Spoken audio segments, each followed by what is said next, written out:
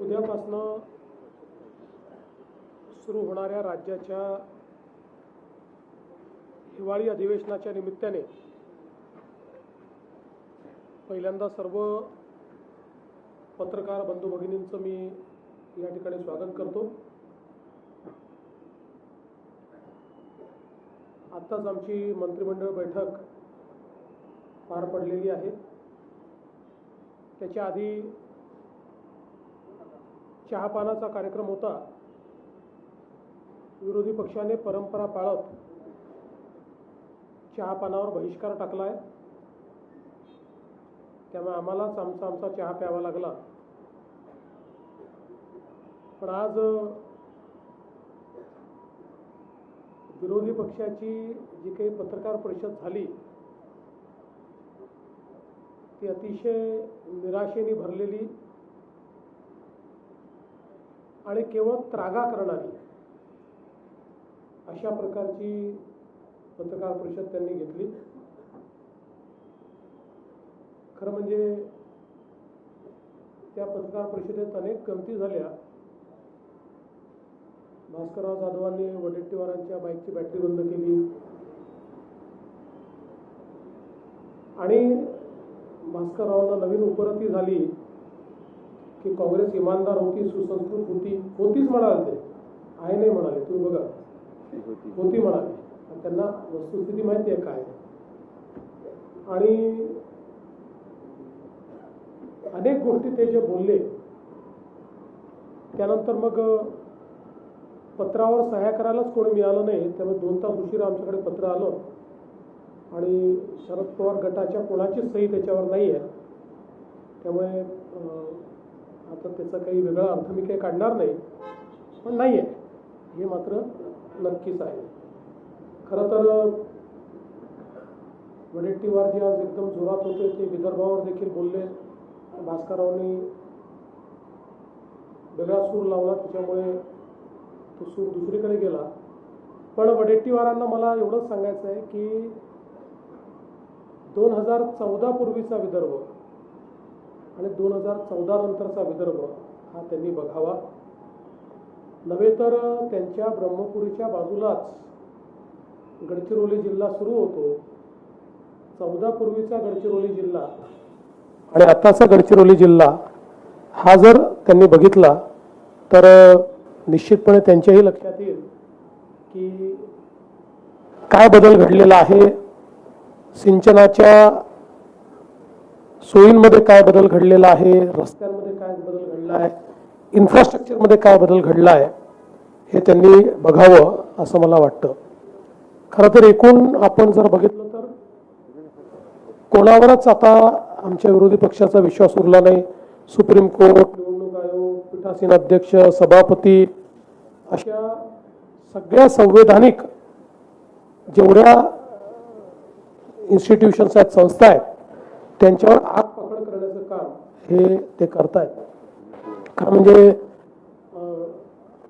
राज्याच्या आर्थिक स्थितीवर देखील राज्य दिवाळखोर झालं। आता मला माहिती आहे की त्यांना राज्य दिवाळखोर दाखवायची घाई झालेली आहे, पण मी त्यांना स्पष्टपणे सांगतो की राज्याची आर्थिक स्थिती ही जरी ओढताणीची असली तरी राज्य कुठेही दिवाळखोरीकडे चाललेलं नाही।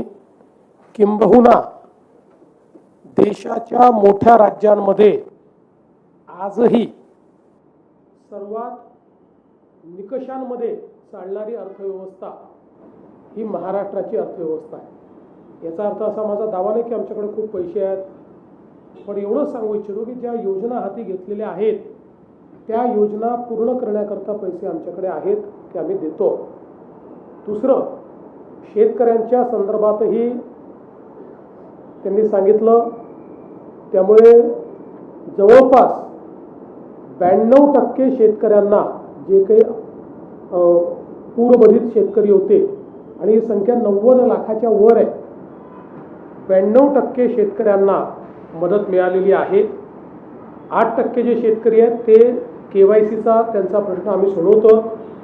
KYCचा प्रश्न असलेले जवळपास 12 लाख शेतकरी होते, त्यातल्या अर्ध्यापेक्षा जास्त शेतकऱ्यांचा प्रश्न आत्तापर्यंत आपण सोडवलेला आहे आणि उर्वरितही सोडवणं चाललं आहे. ते सोडवल्याबरोबर त्यांना आपण ते पैसे देणार आहोत.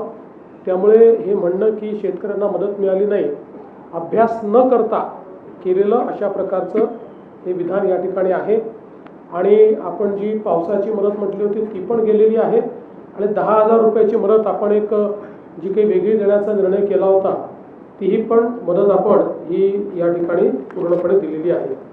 आणि एकूणच या संपूर्ण अधिवेशनाच्या निमित्ताने या सगळ्या विषयांवर आम्ही चर्चा करण्याकरता तयार आहोत. निश्चितपणे जे जे प्रश्न विरोधी पक्ष विचारेल त्या प्रत्येक प्रश्नाला समर्पकपणे आम्ही उत्तर देऊ. शेतीच्या संदर्भातली चर्चा असेल किंवा इतर कुठल्याही संदर्भातली चर्चा असेल त्याला उत्तर देण्याची आमची तयारी आहे. मुळात अधिवेशन लहान आहे अशा पद्धतीनं त्यांनी मुद्दा मांडला. खरं म्हणजे शनिवार रविवारी आम्ही कामकाज करतो, पण बिझनेस ॲडवायझरी कमिटीमध्ये दोन्ही ठिकाणी चर्चा होत असताना हे अधिवेशन का लहान होत आहे हे सर्वांना माहिती आहे. कारण आचारसंहितेमुळे या अधिवेशनामध्ये आपण पूर्ण अधिवेशन घेऊ शकत नाही आहे याची कल्पना आहे. तरीही राज्य सरकारने आणि आम्ही हा निर्णय केला की अधिवेशन हे शनिवार रविवारी घेऊन जेवढा जास्तीत जास्त आपल्याला कामकाज करता येईल ते कामकाज आम्ही करायला तयार आहोत. आणि कुठेही राज्य सरकारची पळून जायची या ठिकाणी मानसिकता नाही आहे. यासोबत काही प्रश्न त्यांनी उपस्थित केले विरोधी पक्षनेत्यांच्या संदर्भात.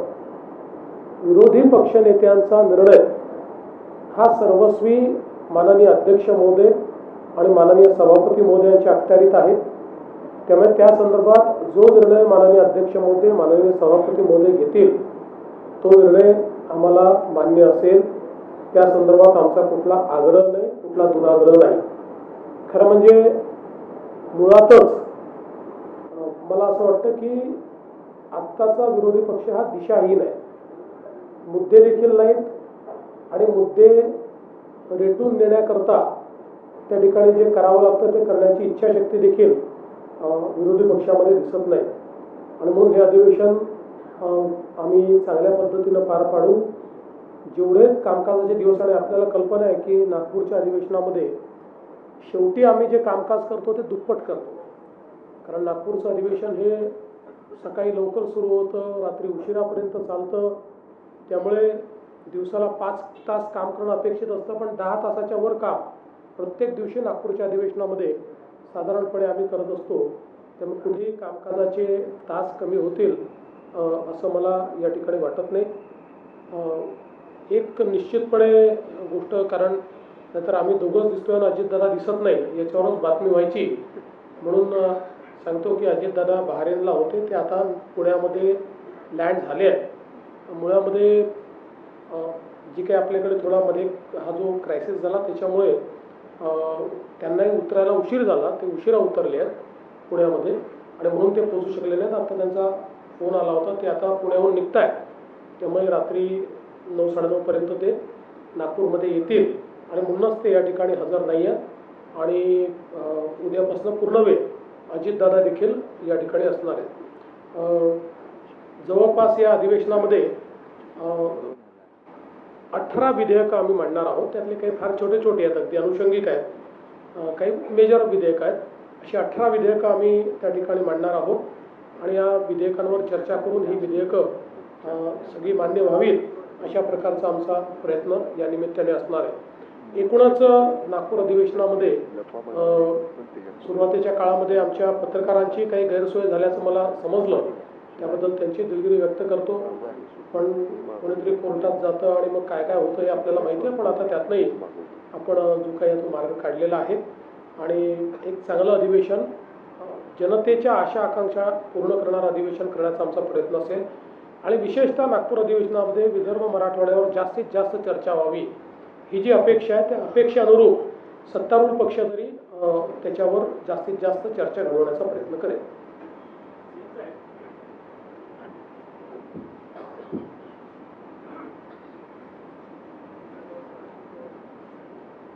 उद्यापासून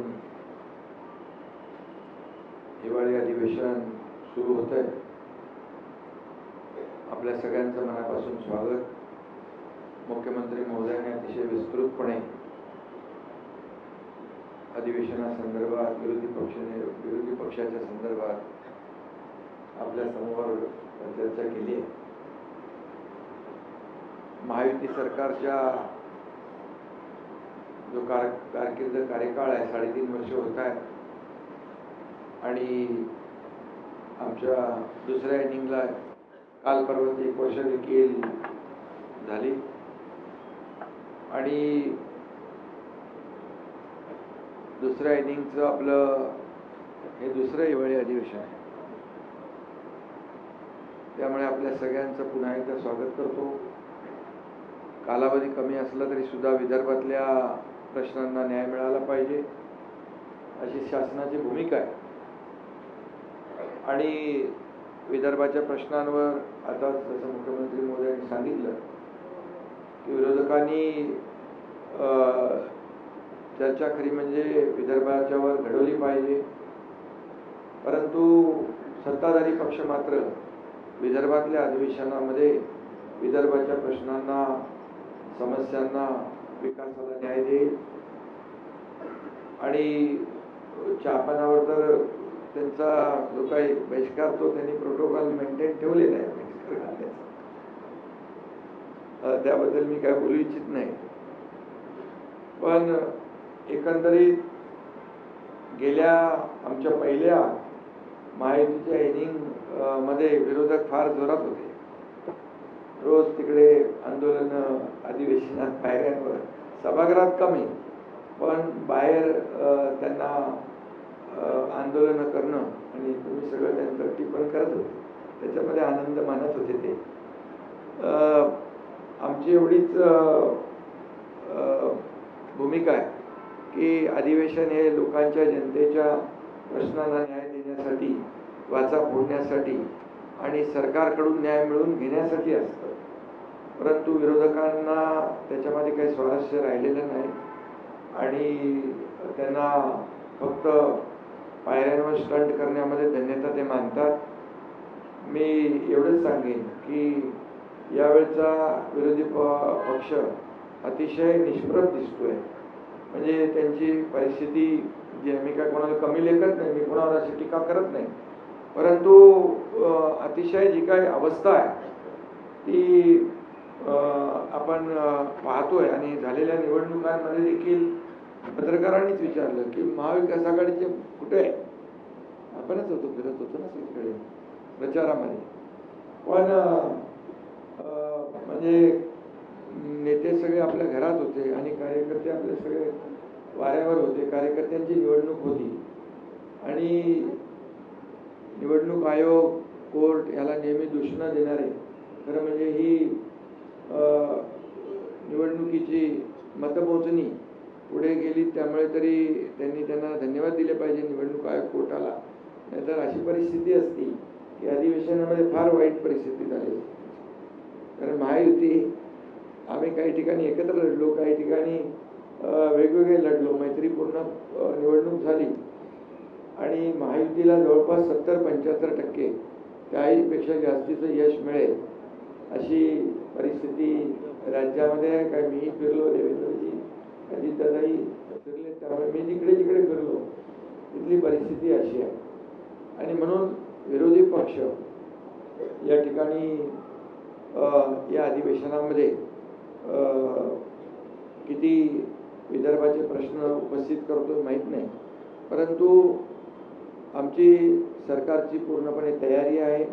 यामध्ये शेतकऱ्यांचे प्रश्न असतील, सिंचनाचे प्रश्न असतील, आरोग्य, बेरोजगारी, या सर्व प्रश्नांवर या ठिकाणी त्यांनी चर्चा उपस्थित करावी. सरकार पूर्णपणे त्यांच्या चर्चेला उत्तर देईल. जरी विरोधी पक्ष संख्येने कमी असला तरी सुद्धा आम्ही त्यांना अंडर एस्टिमेट नाही करत आणि त्यांना आम्ही गांभीर्यानेच घेऊ. तसं म्हणजे आम्ही लोकशाहीमध्ये विरोधी पक्षाला देखील त्यांचाही मान सन्मान ठेवणारे आहोत. फक्त एकच आहे की लोकांच्या प्रश्न राहिले बाजूला, विरोधी पक्षनेता द्या, विरोधी पक्षनेता का देत नाही, विरोधी पक्षनेता का.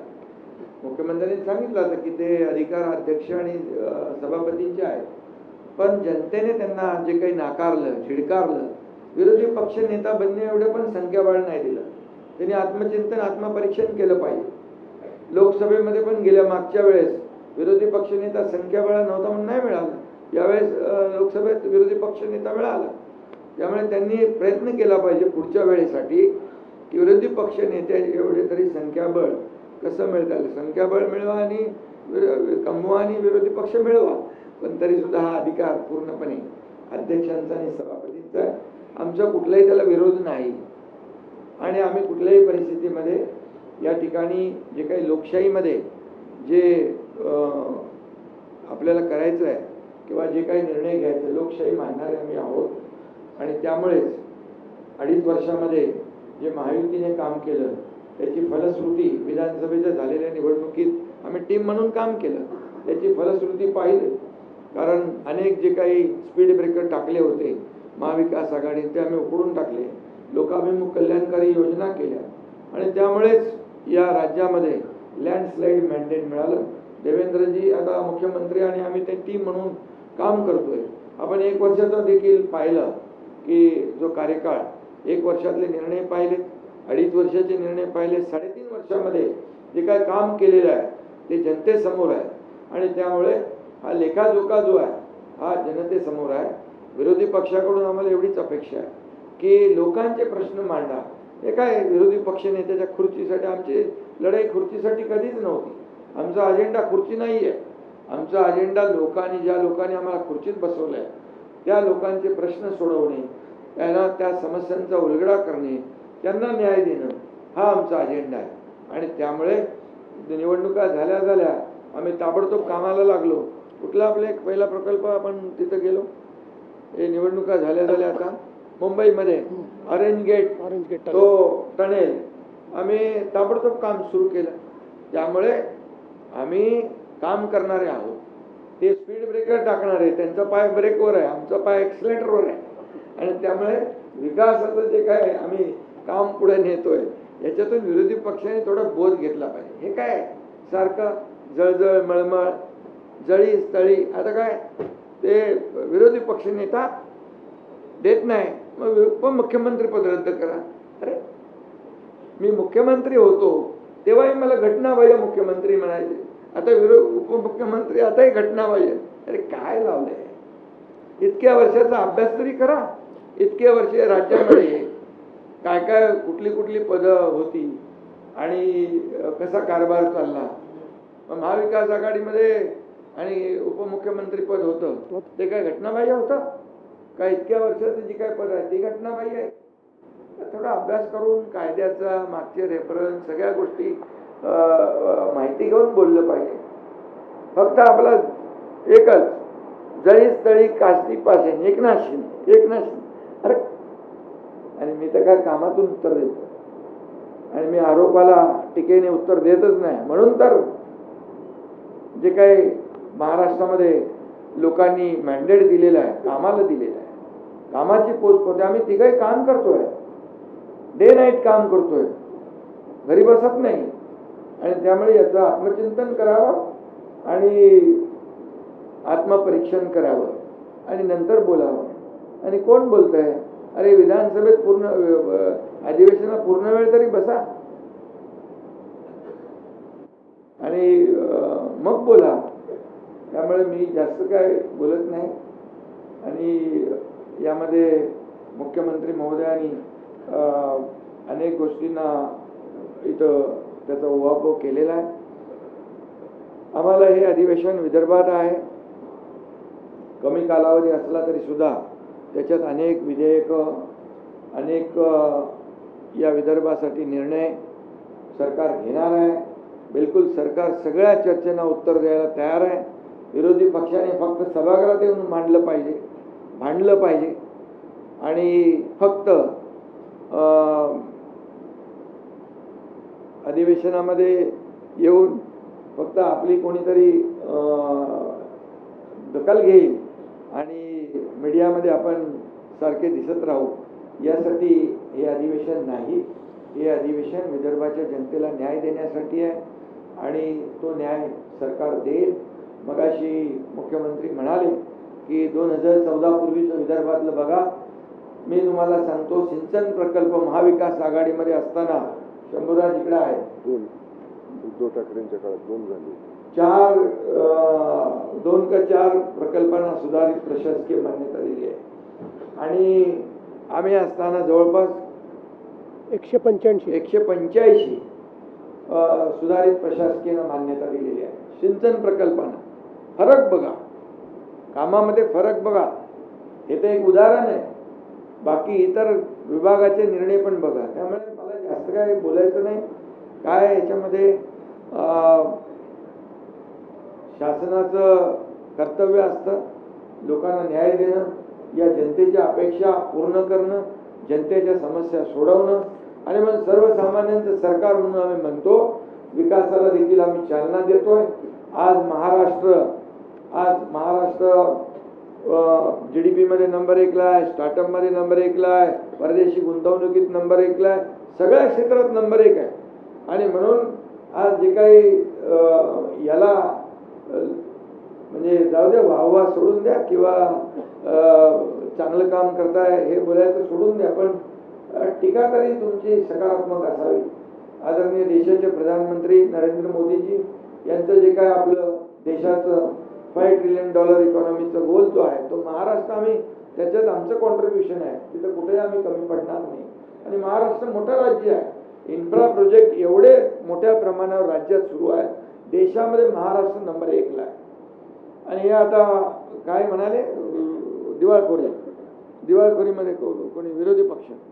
पण या ठिकाणी मी सांगतो की राज्य महाराष्ट्र मोठं राज्य आहे आणि पायाभूत सुविधा प्रकल्प एवढ्या मोठ्या प्रमाणामध्ये सुरू आहे. आज आपण पाहिलं 2014 पूर्वीची परिस्थिती आणि आताची परिस्थिती, जमीन आसमानचा फरक आहे. हे लोकांनी तुलना केली आणि लोकांनीच आम्हाला मॅन्डेट दिलेला आहे.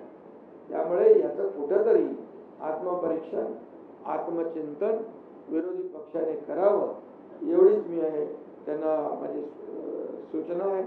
आणि बाकी सगळ्या प्रश्नांना, सगळ्या त्यांच्या ज्या काही चर्चा असतील त्यांनी सकारात्मक चर्चा करावी, सभागृहामध्ये चर्चा करावी.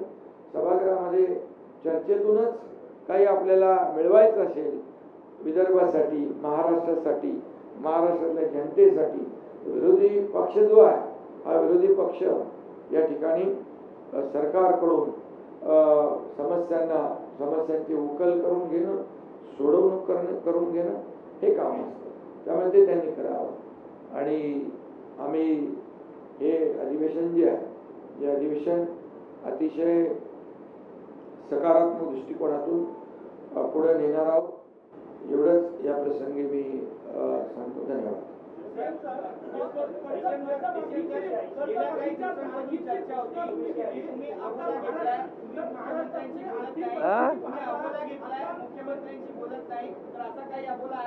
आता आम्ही काय करतो, रोज एकमेकांना फोन करतो ना, त्याचं तुम्हाला रेकॉर्डिंग पाठवतो. नाहीतर मग रोज फोटो टाकून इंस्टाग्रामवर टाकतो, नाहीतर मग हास्य जत्रेला झाला.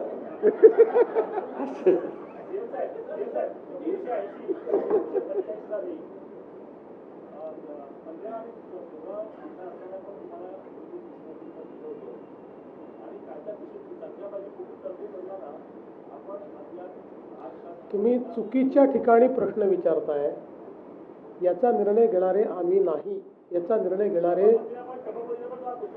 सभापती आणि अध्यक्षच याचा निर्णय घेऊ शकतात. त्याचा निर्णय आम्ही घेऊ शकत नाही.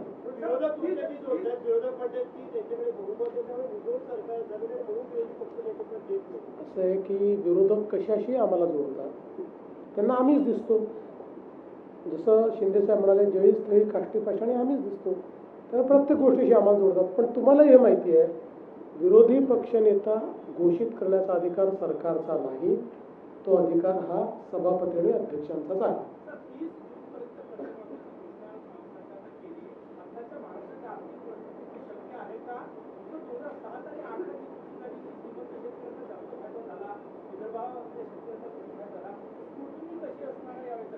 असं आहे की आता परवडो का न परवडो, एकदा करायचं ठरलं तर करायचं. त्याचा फार विचार करायचा नसतो. कारण शेतकऱ्यांना द्यायचं म्हटलं तर आता जसं मार्ग निघेल तसा काढू. त्यामुळे आता जी घोषणा केली आहे त्या घोषणेवर आम्ही पक्के आहोत. ती योग्य शेतकऱ्यांना आणि ज्याला आपण म्हणू शकतो पात्र शेतकऱ्यांनाच मिळाली पाहिजे, याकरताच आम्ही प्रवीण परदेशींची कमिटी केली आहे. या कमिटीला सगळा अभ्यास करायला सांगितलेला आहे.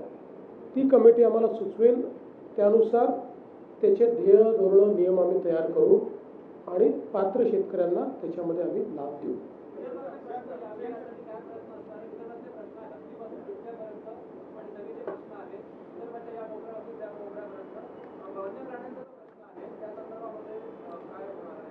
निश्चितपणे वन्य प्राण्यांच्या प्रश्नावरही आम्ही समर्पक उत्तर देऊ. कारण त्या संदर्भात एक पॉलिसी आपण तयार केलेली आहे.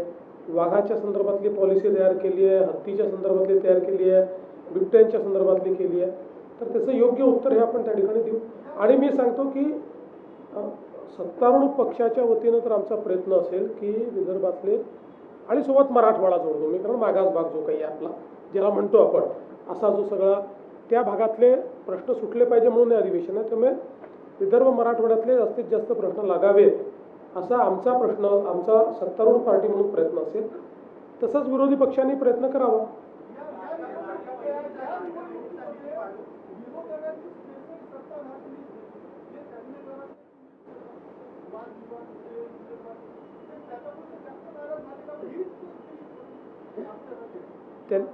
असं आहे की त्याकरता ते आम्हाला दोष देऊ शकत नाही. हा सर्वस्वी त्यांचा दोष आहे. याचं कारण बघा, नगरपालिकेची निवडणूक ही कार्यकर्त्यांची निवडणूक असते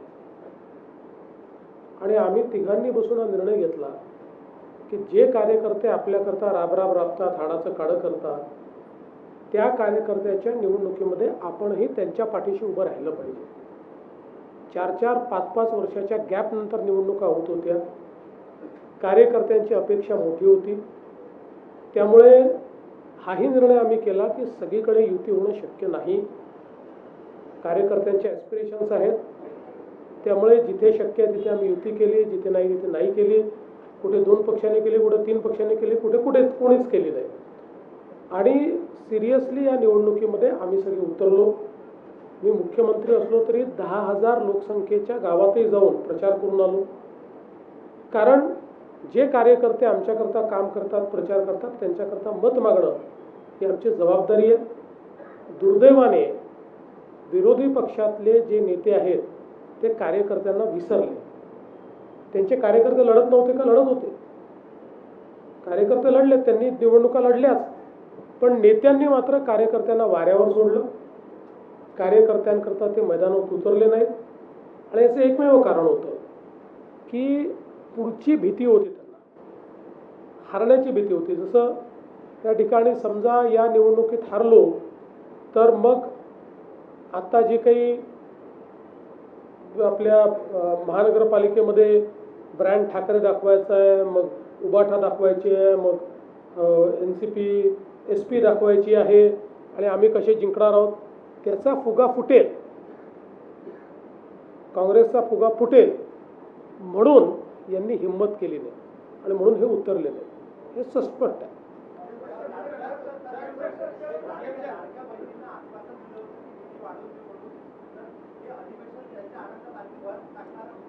योग्य वेळी योग्य निर्णय होतील, काळजी करू नका.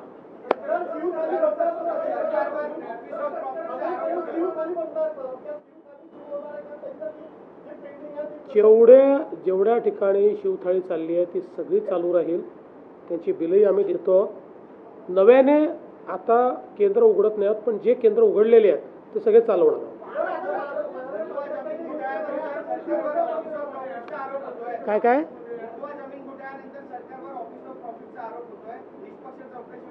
चौकशी चाललेली आहे.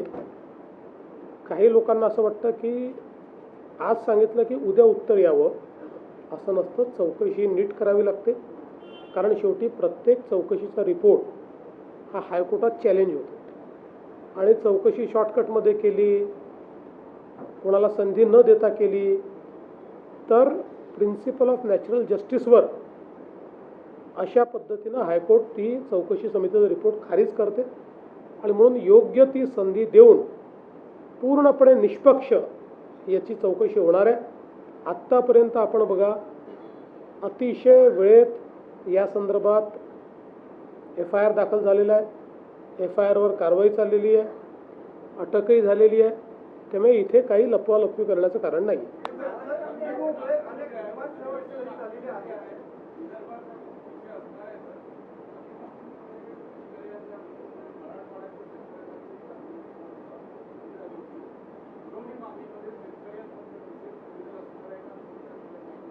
आम्ही त्याचे पैसे ऑलरेडी देऊनच टाकले.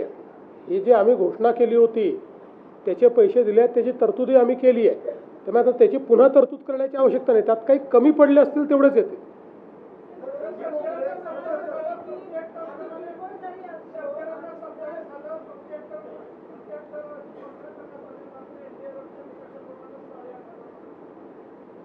जर आम्ही जे सांगितलं ते नीट आपण ऐकलं आणि काय घडलं आहे बघितलं तर आपल्या लक्षात येईल. NDRFच्या निकषाप्रमाणे पैसे दिले, त्याच्यासोबत 10,000 रुपये वेगळे दिले आणि त्याच्यासोबत खरडून गेलेल्या जमिनीकरता वेगळे दिले, विहिरीकरता वेगळे दिले. असे सगळे पैसे जर तुम्ही बघितले तर जो पहिला शेतकरी आहे म्हणजे कोरडवाहूचा, त्या कोरडवाहूच्या शेतकऱ्याला 8,500 रुपये प्लस 10,000 रुपये आहेत आणि मग खरडून गेल्याचे वेगळे आहेत. त्याच्यावरचा जो शेतकरी आहे बागायती त्याला 22,000 प्लस 10,000 आहेत म्हणजे 32,000 आहेत त्याला. आणि मधला जो हंगामी बागायती आहे त्याला 17,500 आणि 10,000 असे 27,000 आहेत. तसे दिले.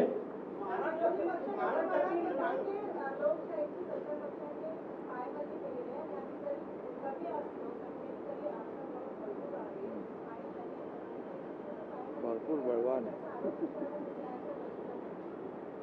खरं म्हणजे लोकशाहीवर बोलण्याचा त्यांना अधिकारच राहिलेला नाही. याचं कारण भारताच्या संविधानाने तयार केलेल्या एकाही संस्थेवर त्यांचा विश्वास नाही. त्यांना न्यायालय मान्य नाही, त्यांना निवडणूक आयोग मान्य नाही, त्यांना RBI मान्य नाही, त्यांना विधानमंडळ मान्य नाही, त्यांना विधानमंडळाचे पीठासीन अधिकारी मान्य नाहीत, त्यांना CAG मान्य नाही. त्यामुळे भारतीय संविधानावर त्यांचा विश्वास नाही, संविधानाने तयार केलेल्या संस्थांवर त्यांचा विश्वास नाही.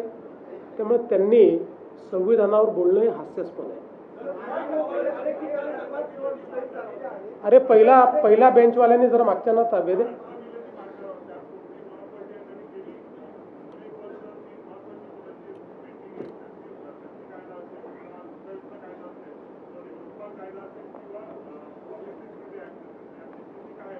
नाही, याच्यामध्ये शक्ती विधेयक जे आहे ते आपल्याला माहिती आहे की केंद्र सरकारने ते आपल्याला मागेच परत केलं. कारण त्यांनी सांगितलं की त्यातले काही हे असंवैधानिक म्हणजे कॉन्स्टिट्युशनल राईट्सवर हे करणारे आहेत आणि बाकी काही सुधारणा या ऑलरेडी केंद्राने त्यांच्या कायद्यामध्ये केलेल्या असल्यामुळे त्या संदर्भात ते आपल्याकडे परत आलेलं आहे. लोकपाल विधेयक जे आहे हे केंद्राने आपलं मंजूर केलेलं आहे. फक्त त्याच्यामध्ये आपल्याला एक सुधारणा करायला त्यांनी सांगितलेली आहे की आपण लोकपाल विधेयक करताना राज्यासोबत केंद्राचे अधिकारी पण त्याच्यामध्ये घेतले होते. तर त्यांनी त्यात तेवढीच सुधारणा आपल्याला सांगितली आहे. बाकी सगळं मान्य केलं आहे. तेवढी सुधारणा आपण करणार आहोत की केंद्राचे अधिकार हे केंद्रीय लोकपाल बिलाने कव्हर असल्यामुळे त्यांना वगळायचं. बाकी आपलं लोकपालाचं बिल त्यांनी जवळपास सगळं मान्य केलेलं आहे. आणि आपलं जे पब्लिक सिक्युरिटीचं जे विधेयक होतं ते आता अंतिम टप्प्यामध्ये आहे. ते लवकरच मान्य होईल.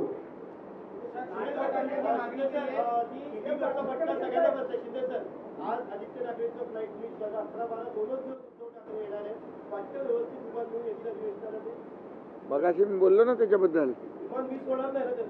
मग अरे बाबा, मी मगाशीच सांगितलं ना, आरोप टीका करायची असेल तर पूर्ण वेळ तर अधिवेशनात बसलं पाहिजे. कारण झालं विमानाचं आता उलट ते कारण चांगलं. उद्धवजी इंडिगोच्या विमानाने फिरत नाही एवढी माहिती जर तुम्हाला आहे. ते ज्या विमानाने फिरतात त्या विमानाला कुठलीही अडचण नाही, ते नीट येऊ शकतं.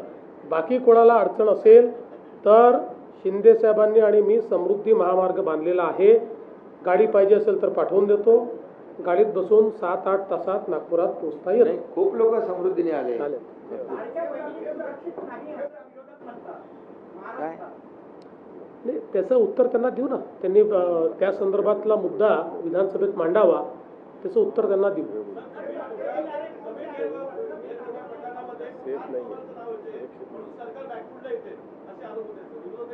आम्ही फ्रंट फुटलाच खेळणारे आहोत, बॅक फुटला जातच नाही आम्ही.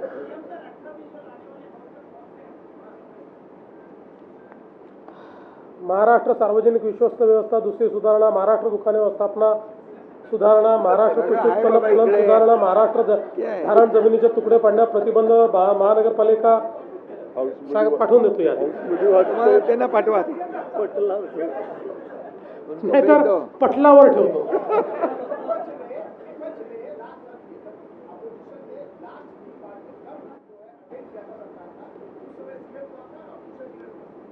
उस समय सीएम पृथ्वीराज चौहान थे और लीडर ऑफ अपोजिशन खड़से जी थे. हम सब लोग गए थे, हमने पृथ्वीराज जी की चाय पी थी.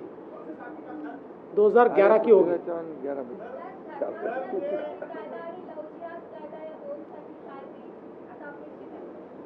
या संदर्भात कमिटी आपण केलेली आहे. माननीय ज्या आपले डीजींच्या अंतर्गत त्याचा रिपोर्ट अंतिम आहे, तो आमच्याकडे येतोय.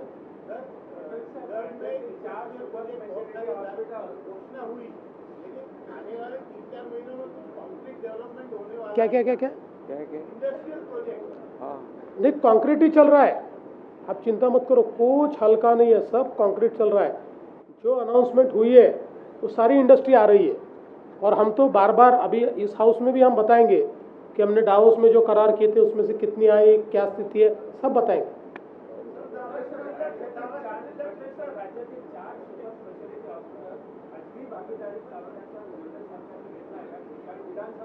अद्याप तरी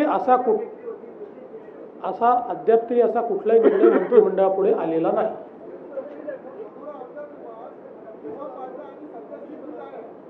मनोऱ्याचं काम फार जोरात चाललेलं आहे, वेगाने चाललं आहे, 2 वर्षात पूर्ण होईल.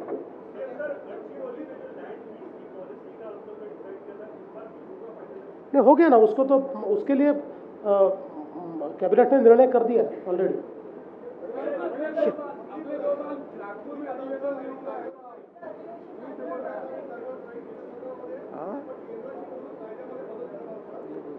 त्या संदर्भात केंद्राने एक कमिटी केली आहे. ते सगळ्या राज्यांकडनं त्यांनी त्या त्या राज्यांचं म्हणणं काय मागवलं आहे त्याच्यावर ते अंतिम निर्णय करतील. चला, धन्यवाद. हा,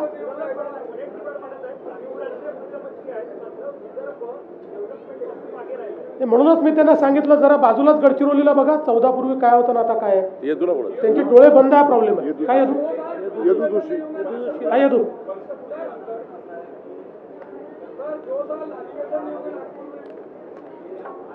कौन बताया? ज्योतिष बताया क्या?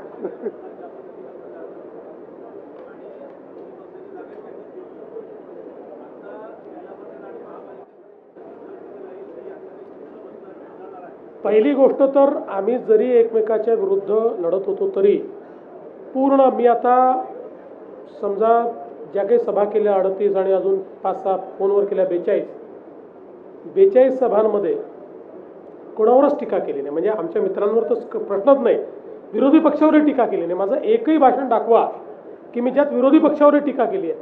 मी फक्त त्या ठिकाणी विकासाचंच त्या ठिकाणी बोललो. आमच्या दोन्ही म्हणजे शिंदे साहेबांनी आणि यांनी पण विरोधी पक्षावर टीका केली असेल, पण सत्तारूढ पक्षावर किंवा आपापसात कोणी एकही टीका केलेली नाही. त्याचा त्यांनी हे सांगितलं. मी त्याचं क्लॅरिफिकेशन दिलंय. अहंकार कोणाला झालाय? हर साल होगा. अहंकारी कोण आहे मी सांगितलं ना. चला, धन्यवाद.